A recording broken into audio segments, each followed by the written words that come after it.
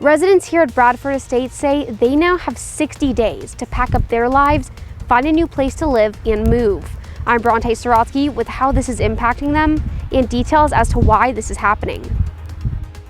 Red-hot inflation forcing businesses to raise their prices to keep up. I'm Matt Finn in Los Angeles. The details coming up.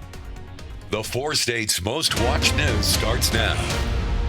Thank you for joining us tonight. I'm Jordan Aubie. Residents of a mobile home park in the Weir, Kansas area say they're being forced out. Bradford Estates is home to a community of people living in about 14 mobile homes or RVs, and now they have 60 days to move, find a new home as new owners take over the property. KOAM's Bronte Sorotsky spoke with residents and has more on how they're being affected. So yeah, that's hard not to just. Bradford Estates residents like Larry Benson say they've been at a loss for words after receiving a letter from Scannell Properties telling them they have 60 days left at their homes. No prior notice, no information whatsoever was ever passed on to us that they were selling the court. Not only selling the court, but dismantling the court. Residents here say they received a notice saying they have from now until April 1st to pack up everything they own, find a new place to live, and leave. KOAM reached out to the Bradford Estates by phone and were unable to reach anyone. This is a text-only line for SLD Property Management. See PittsburghRents.com for our current openings.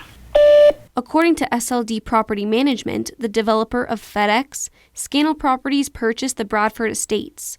The sale ended at the end of January. We reached out to Scannell Properties for more information, who wrote back, "Thanks for your inquiry. Scannell Properties is not authorized to comment." Now, these residents are scrambling to not only find a new home, but one they can afford. There's not that many home movers in the area, and we got 14 families that need moved and 14 homes that need moved. The temporary camping people, some of them have been here for years, as long as we have, and or longer. These people down here, they've been there for 25 years in this court. Other residents say their community is disappearing. Well, all of us here are, we're just a tight community. We stay to ourselves. We don't bother anybody outside our gate. We're just a normal community. We kind of stick to ourselves, but if a person's got a flat tire, or we come out and help whenever we can. It's just a small community. In Weir, Bronte Sorotsky, KOAM News. Residents were promised $5,000 for the move. $1,000 is being mailed to their current property. $4,000 is promised. Once it's confirmed, they have vacated the property. Meteorologist Doug Heddy joining us now. Good day with some good sunshine, Doug.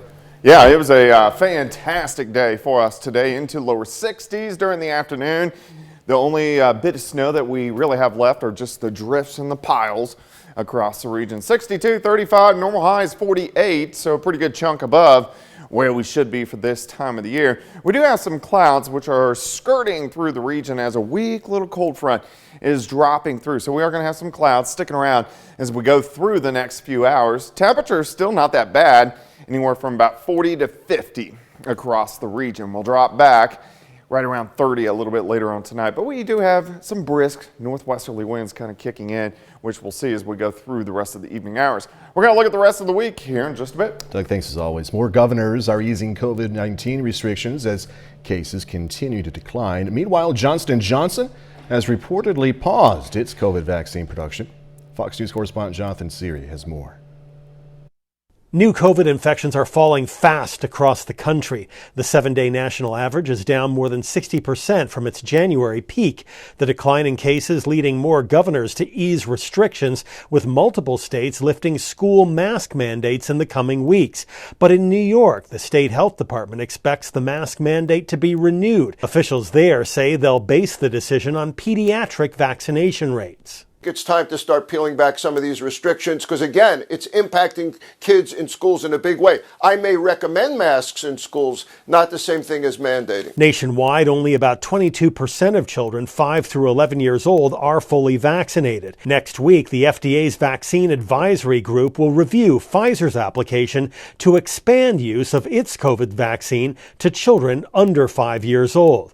Some parents say they are hesitant to remove masks until vaccination vaccination rates improve. If they have a substantial amount of kids that are vaccinated, I don't have a problem with them not wearing the mask at school. Meanwhile, Johnson & Johnson reportedly paused production of its COVID-19 vaccine late last year. According to a New York Times report, the only plant making usable batches has instead been working on an experimental vaccine for an unrelated virus. It's not yet clear how much of an effect the pause will have on vaccine supply. The Times report says the pause is temporary and production is expected to ramp back up in a matter of months. In Atlanta, Jonathan Siri, Fox News.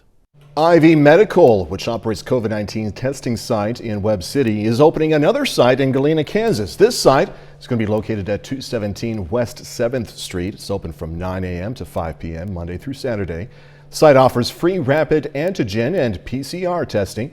No appointment is needed. All you have to do is walk up or drive up and then get tested. So if you notice the price of nearly everything going up, you're not alone. Historic inflation forcing businesses to raise their prices, and the changes are hitting Americans right in their wallets as the economy begins to open back up after the Omicron surge. Fox News correspondent Matt Finn has this story. Americans feeling the pinch brought on by record inflation. According to a new survey from the National Federation of Independent Businesses, 61% of small businesses have raised their prices in 2022 to keep up. That's the highest percentage in nearly 5 decades. Among the sectors with the steepest price hikes, wholesale, where prices are 88% higher than they were a year ago. Manufacturing prices went up 71%, retail and construction also seeing huge increases. Supply chain bottlenecks, the Omicron variant, and a shortage of truck drivers are just a few of the factors contributing to the surge. Inflation is really a tax on American consumers, and they are getting hit in every direction, whether it's at the grocery store, the gas pump, and other essentials to keep a family going. Drivers are noticing the trend every time they go to fill up. According to AAA, the average price of gas is currently $3.45 per gallon. It's the 5th consecutive week gas prices have risen. That $30, $40 can make a difference to their household to where they can go get a gallon of milk, a loaf of bread. And while the job market remains strong for job seekers, those rising costs are eating away at wage and salary gains that workers have seen in recent months. Wages adjusted for inflation are actually down more than 2% compared to a year ago. And the Fed already has plans to raise interest rates in March to help cool off the pace of inflation. They say more increases could come later this year. In Los Angeles, Matt Finn, Fox News. KOAM News at 9 on Fox 14 takes this time now to honor another 4-state hero. Mike Runnebaum served in the U.S. Army. Native of Joplin, Runnebaum was stationed at Guantanamo Bay, Cuba, earning several awards. We are proud to thank and salute Sergeant First Class Mike Runnebaum. He's tonight's 4-state hero. Doug Katie's next with a complete look at the forecast, and later in sports, Missouri Southern baseball aiming for the sweep in their first home series of the season. Highlights in sports.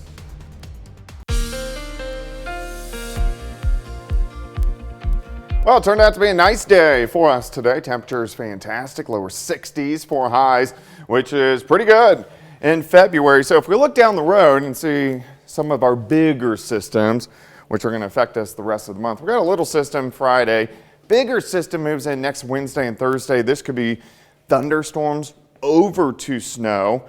And then as we head into the following week, so here in almost about 2 weeks, we got another fairly big system, 21st, 22nd, rain or snow chances. Another one right at the end of the month, mainly rain and also thunderstorms. But I think we have 3 more good shots for snow before this winter is over. Of course, you can always get my long-range forecast on my month-long blog. That is KOAMnewsnow.com. All right, look at our temps. Most of us lower 60s during the afternoon, which is fantastic. Cold front has dropped through. It's a weak front. It's not a big deal. We're sitting mainly low to mid 40s, still hanging on near 50 in our southern counties. We are going to drop off to about 30 a little bit later on tonight, which we can handle, and then we warm right back up as we go into the daytime hours tomorrow. Here's our weak little front sliding through, so now we have northwesterly winds. The winds are fairly light. It's not too bad out there. Currently 7th and range line, sitting at 45 west. Northwesterly winds 5 to 10. Humidity is at 56%. With this weak front, we've had some clouds Not a big deal. You can see a few little showers kind of popping up. None of those are reaching the ground. But in general, not too much going on across Central Plains. We have these fast-moving weak waves. We have a northwest flow, meaning the jet stream is out of the northwest, but no big storm systems out west. So we're pretty calm as we go through the next several days. All right, let's go through time for us tonight. We do cool down near 30 for an overnight low. I think tomorrow looks pretty good. Wednesday, right back up near 60. A notch or two cooler than what we saw today, but still great. 31 to start, 55 by noon. High temp of 60. Westerly winds, kind of breezy, at about 10 to 20. Tomorrow night, clouds increase. Another fast-moving wave. You can see a few sprinkles popping up. We may get a few sprinkles, maybe a random flurry in here late tomorrow night into Thursday morning. It zooms right on by. And then we bounce into lower 50s for highs. So Thursday also looking pretty good. Next system again moves in on Friday. Ahead of it, we go into the 60s. Friday night, we'll probably get a few little showers in here. We may get a few snow showers in here early Saturday morning. Again, not a big system. We cool down behind it, so much colder day on Saturday. And then Sunday turns around, and it turns out to be a pretty good day for Super Bowl Sunday. 60 tomorrow, 52 on Thursday, 64 on Friday. That slight chance for a few showers, a few snow showers. Only 35 on Saturday, but Sunday looks pretty good. Valentine's Day, check that out. Partly sunny, high temp, 64. So not too long ago, we got all that snow, and look at Friday, 64. I know, it's all over the place. It's all over the place. Yeah. We'll see in a little bit. Thanks so much, man. Kansas Corporation Commission approves a settlement for Kansas Gas Service to recover costs from last year's winter weather, and it was a cold one. Many of us remember. The gas service says it lost $366 million during the deep freeze in February of 2021. Under the settlements, KGS is going to apply for secure utility tariff bonds, which allows utilities to pay large costs at more favorable financing terms. Customers are expected to pay around $5 more per month for 5 to 10 years. Coming up, what is being called a diplomatic dance? The French president says it will take time to de-escalate the situation between Russia and Ukraine, as those living near the border say they are fed up with war. I'm Lauren Blanchard in Washington with more on the ongoing diplomatic dance coming up. World leaders continue to meet to try and avoid a Russian invasion of Ukraine, but while they're hoping for the best, they're also preparing for the worst, as all sides seem intent on beefing up their forces in the region. Fox News correspondent Lauren Blanchard is in D.C. with more. Following back-to-back meetings in Moscow and Kiev, French President Emmanuel Macron says he thinks Russia is less intent on invading Ukraine and rather wants guarantees it will not be allowed into NATO. The U.S. and allies refuse to make that promise. Do you understand or not that if Ukraine becomes part of NATO and tries to retake Crimea through military means, then European countries will be automatically involved in a military conflict with Russia? Macron says the situation will take time to resolve, but believes his meeting with Putin went well. We have had exchanges with President Putin, and he told me that he would not be behind any escalation. The Ukrainian president, though, remains skeptical. Generally, I don't quite trust words. That's why I think that every politician can show his or her openness by concrete deeds. President Biden on Monday recommended American civilians leave Ukraine and has sent U.S. service members to nearby NATO countries. The U.S. has also given hundreds of millions of dollars in aid to the Ukrainian military. We still don't have any prediction of what President Putin will do. Meanwhile, the Russian military continues to build up along the border, with some 100,000 troops already in place. We are fed up with this never-ending war. Make it or break it. Let them attack us, or we should attack them to end this uncertainty. The Russian foreign minister said their plan was always to pull the troops back from the border near the Ukrainian capital at the end of February. In Washington, Lauren Blanchard, Fox News.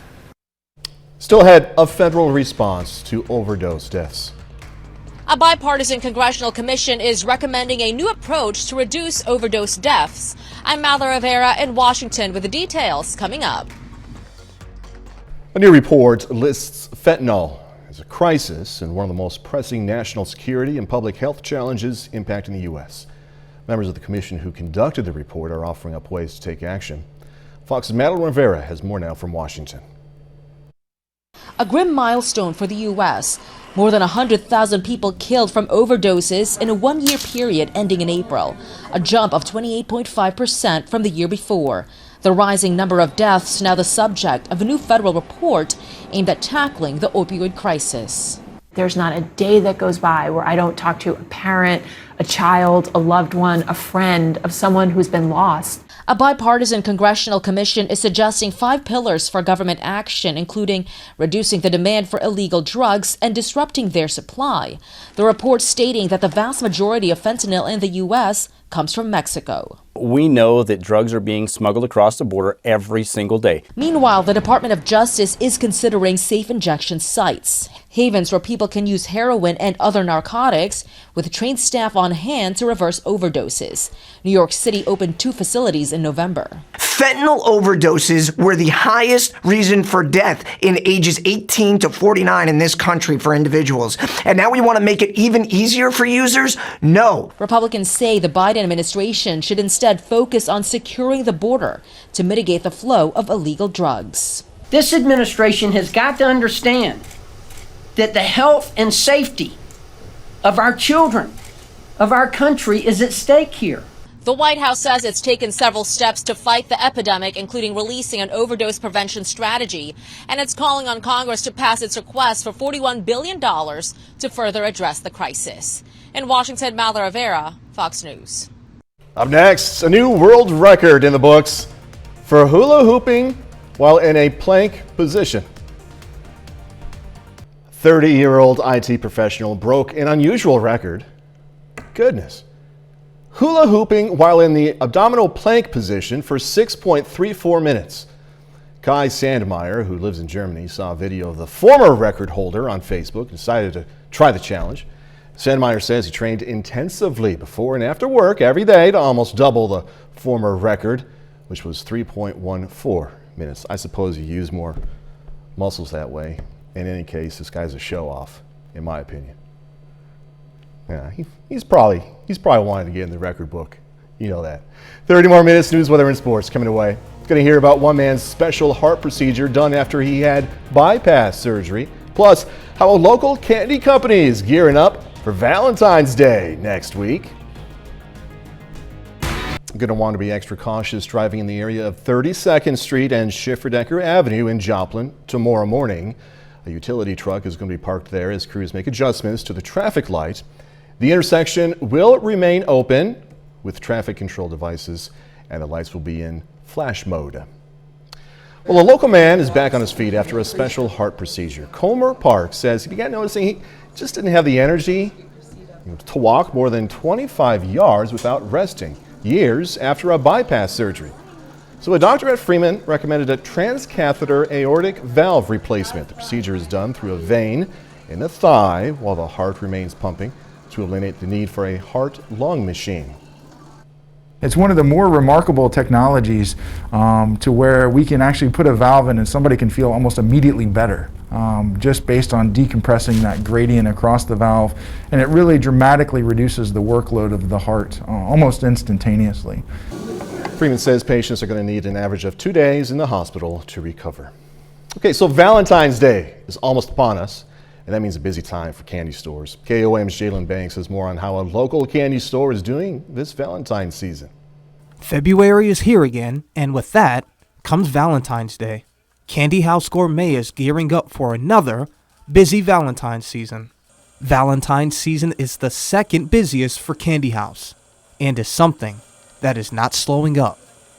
According to the National Retail Federation, Valentine's Day spending is up $2 billion more than it was a year ago, and shoppers are expected to spend an average of $175 on Valentine's gifts, which is also up from a year ago, due in part to navigating out of the pandemic.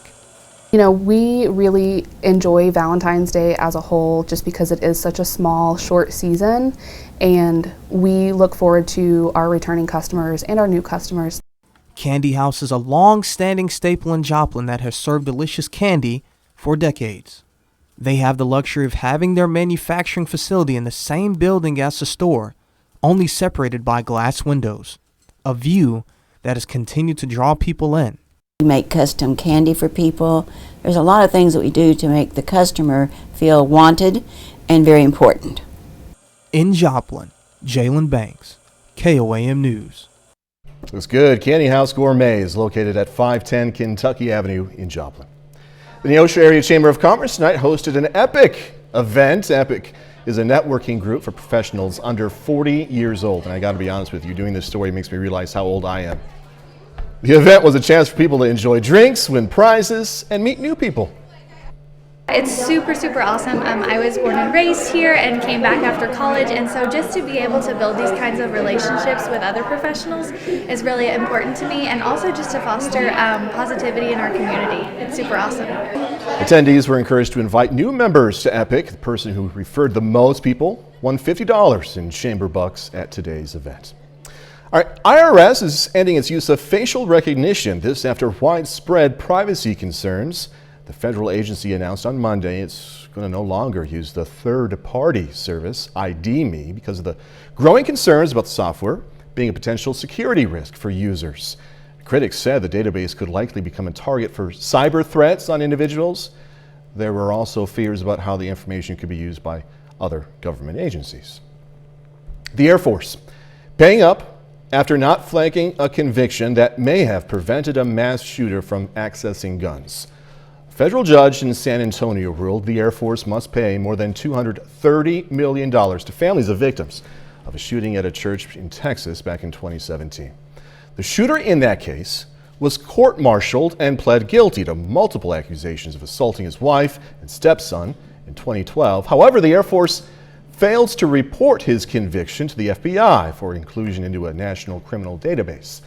In his ruling, the federal judge says his failure to report meant the Air Force was, quote, 60% liable for this attack. Thousands of Canadian truckers continue to take part in the Freedom Convoy, calling for an end to all COVID restrictions in the country, including vaccine mandates. Fox News correspondent David Lee Miller has the latest. The mayor of Ottawa trying to regain control of the city as thousands of truckers, part of the Freedom Convoy, remain there, calling for an end to all COVID restrictions, including vaccine mandates. The mayor declaring a state of emergency this week, while also asking for nearly 2,000 more police officers to help control the situation. We are doing everything we can possibly do to stop it. We need more help.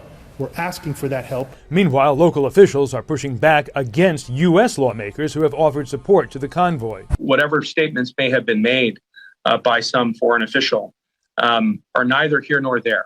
We're Canadian, we have our own set of laws, and we will follow them.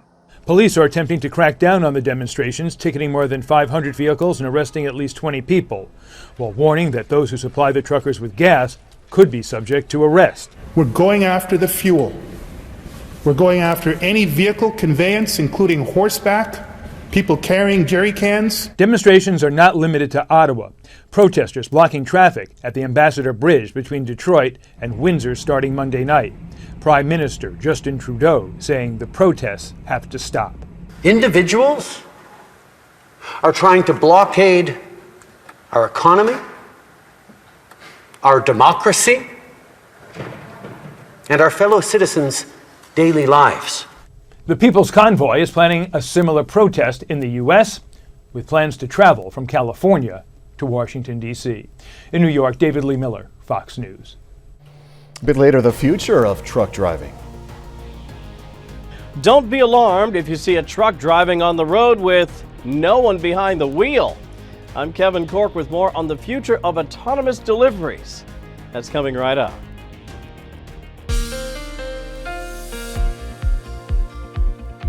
Well, it turned out to be a nice day for us today. Temperatures great into lower 60s for highs, and really our temps look pretty good as we go through the week. Let's go down the road and look at this isn't all of our storm systems this month. These are the bigger systems that we are going to see. One next Wednesday and Thursday could be rain over to snow. The 21st, 22nd, rain or snow, kind of leaning toward rain.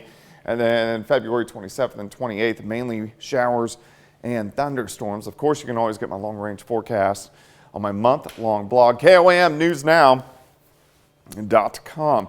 Lower 60s today, which is great.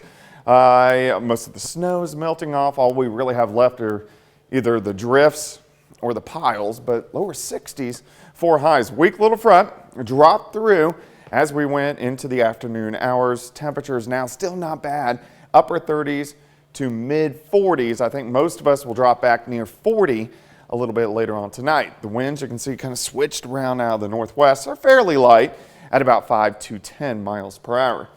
7th, range line looking north, jaunt toward the west, 45. West, northwesterly winds, 5 to 10. Humidity is at 56%. We have seen a few clouds kind of skirting through with this weak little front. Nothing really underneath the clouds, so these are going to push on through.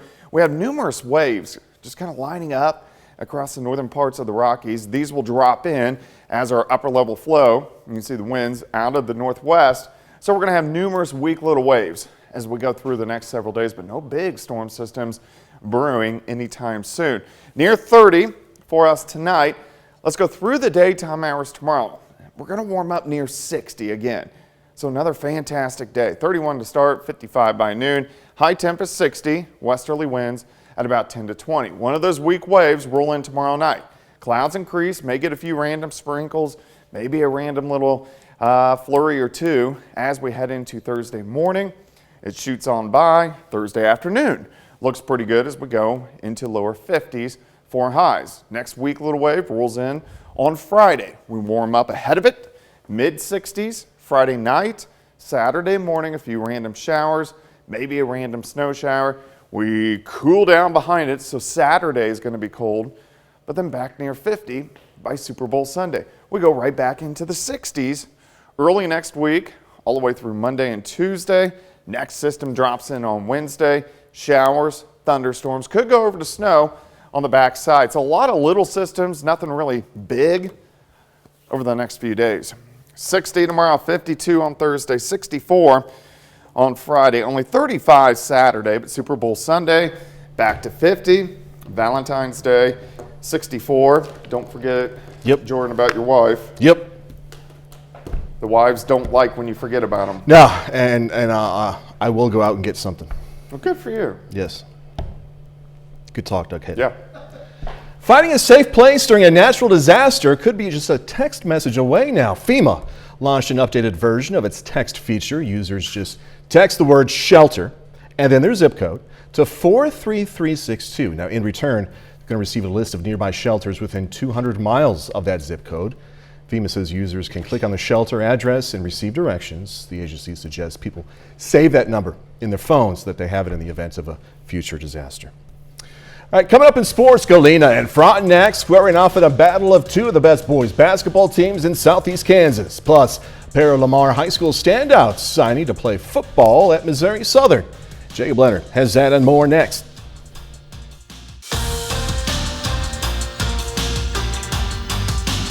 Two of the best boys basketball teams in southeast Kansas meet tonight in Frontenac, with the Raiders hosting the Galena Bulldogs. Now, coming into the day, the Raiders are 10-3, while Galena is 13-1 and ranked 4th in the state. Frontenac aiming for the season sweep after beating the Bulldogs in Galena a month ago. Early on, Colin McCartney, nice and patient here, gets the short jumper to go. Galena goes on a run to end the quarter, though. Brett Starwinski knocks down the three. He gets 7 in the first. Team high 16 in the game, Galena by 6. Second quarter, big dude, but he's smooth. Tyler Little jumper. 8 in the first half for Little. Bulldogs up 8 at the break. And more from Tyler Little in the third, scoring here and the foul. Galena quickly pushes the lead to double digits. Little scores 15. Now in the fourth, Raiders try to make a little run. Trey Kramer steals and goes the other way, but Galena doesn't let him back in it tonight. Bulldogs roll 56-36. In the girls' game earlier in the night, it's Frontenac winning 55-44. Hattie Pyle scores a team-high 18 for the Raiders. Heather Arnett adds 14.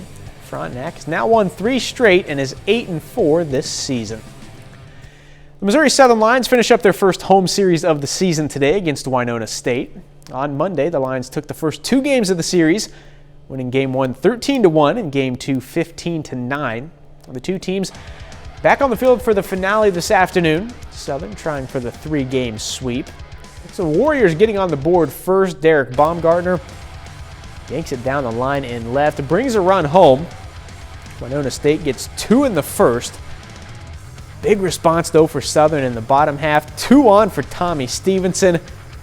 Look, this thing was up in the air forever, man. 3-run jack for Stevenson. His 4th homer of the series. Lions have their first lead. Same inning, Matt Miller goes the opposite way. Burns him out there and left. That scores Clay Milas and Tragan Parker. It's 6-2 Southern after the first. Then in the third, Parker, the freshman, Webb City product, lifts this one up and out to right. His first career homer. He had a monster day. 3 for 4, 2 home runs, 5 RBIs for Tragan Parker. Southern wins a high-scoring game, 20-12. Pittsburgh State also in action today, facing Northern State in the final game of the UCO First Pitch Classic. That one's final. Gorillas win at 12-7. Garrett McGowan goes 3 for 4 on the day with 5 RBIs. Well, today's a big day for 4 Lamar High School student athletes. All of them signed this afternoon to continue their careers at the college level. Haley Sheet is crossing the state line into Kansas to cheer at Fort Scott Community College. Kylie Talbot headed to Cotty College to continue her volleyball career. And on the football field, Trace Wilhite and Mason Gastill, they signed to stay teammates today. Both guys headed to Joplin to play for the Missouri Southern Lions. Well, it's close to home, you know, and then they have a great facility, great end zone facility, and the campus is real nice. The dorms are nice, coaching staff, it seems great up there. Just a whole lot of energy that I like. I chose it because the atmosphere is more like a home to me, so it just feels like a family already. The coaching, probably. She was from Lamar, so it was it was easy to connect. I don't want to go too far away from home, and you know, Coach Bradley, he just seems like an amazing coach, and first time I talked to him, I just knew I had to go there. To Carthage now, 2 more local football players signing to play at the next level, and Gavin Van Gilder and Garrett Lillenkamp. Both of these guys play on the offensive line in college. Van Gilder signs to join the football program at Mid-American Nazarene. Lillenkamp is going to Division II, signing today to play at Harding University in Arkansas. Harding's just special, you know, it's like here, this is a special school, you know, where we feel like a family here. Harding makes me feel that way. They've been on me for about a year. When I went there, it just felt different than all the other schools. You know, it felt like it was, all the other schools felt like a team, but Harding feels like a family to me. It means a lot. Just football has been a really big, part of my life, my whole life. So just having that for another 4 years, having something to lean on and spend my time on, and just getting better at, bettering myself is just nice to know that it's not gone yet. And that's a look at sports. We're back with more news after this. The job market is improving, but not all industries are seeing the same gains. Fox News correspondent Kevin Cork has more on how autonomous trucks could solve the ongoing driver shortage as package deliveries are getting a futuristic makeover. The economy finally making some strides, even in the midst of the Omicron variant, with companies adding more than 460,000 new jobs in January alone, giving employers hope for another month of growth in February. Retail did show a big gain in jobs. It suggests that a lot of retailers didn't cut their holiday workers, which usually happens in January. While retail is showing signs of recovery, the trucking industry is still teetering, which could jeopardize deliveries to stores and consumers. There is a need for over 60,000 drivers in the long-haul trucking space. So what do you do when no one wants to drive trucks? Well, you let the trucks drive themselves. Gatik is the first autonomous vehicle company in the world to operate fully self-driving trucks on commercial delivery routes, partnering with Walmart across several states to help ramp up their deliveries. What we do is move these online grocery orders from one of Walmart's dark store, which is their micro-fulfillment center, and move these orders to a nearby retail location where Walmart's end consumer can go and do a curbside pickup. Gatik's trucks hope to solve supply chain issues as well by only delivering goods from distribution centers to retail stores. But in case you're wondering, no, Gatik isn't alone. There are other startups like Too Simple, Aurora, and Waymo that are all looking to get more autonomous trucks out on the roadways at some point this year. I'm Kevin Cork, Fox News. Coming up, going to check out this year's Oscar nominations. Excitement in Hollywood as the nominations for this year's Oscars were announced. We get a recap of contenders, snubs, surprises, and history-making nominees. Here's Fox's Ashley Dvorkin. The Power of the Dog. A Western drama and sci-fi epic lead nominees for the 94th Academy Awards. The Power of the Dog has 12 nominations. Space Saga Dune has 10. Both go for Best Picture Gold, along with Belfast, Coda, Don't Look Up, Drive My Car, King Richard, Licorice Pizza, Nightmare Alley, and West Side Story. Hello, Mother. This is Jim Baker. Nominees for actress in a leading role include Jessica Chastain for The Eyes of Tammy Faye, Olivia Colman of The Lost Daughter, Penelope Cruz from Parallel Mothers, Nicole Kidman in Being the Ricardos, and Kristen Stewart for Spencer. Actor in a leading role nominees are Will Smith for King Richard, Javier Bardem of Being the Ricardos, Benedict Cumberbatch from The Power of the Dog, Andrew Garfield in Tick, Tick, Boom, and Denzel Washington of The Tragedy of Macbeth, extending his record as the most nominated black actor in Oscars history with 10. Troy Kotzer. Also making history, Coda's Troy Kotzer is the first deaf male actor to get an Oscar nomination. Drive My Car is the first Japanese film to score a nomination for Best Picture. And The Power of the Dog director Jane Campion is the first woman to be nominated twice for directing. Come, meet the family. Among the snubs, House of Gucci and its stars. I must not fear. Big blockbusters are in the visual effects category with Dune, box office topper, Spider-Man No Way Home, Shang-Chi and the Legend of the Ten Rings, No Time to Die, and Free Guy. Whether the glitz, glamour, and guests will return is TBA, but we do know the Oscars will have a host. The theme will be Movie Lovers Unite on Hollywood's biggest night, March 27th. In Hollywood, Ashley Dvorkin, Fox News. And that's our time for tonight. Thanks for joining us. Going to leave you with video of monkeys taking a bath at a Japanese zoo. Man, I wish I could take a bath like that. Look at that steam. Relaxing. You got your food right there too. Hey, be safe. Do this all again tomorrow. See you then.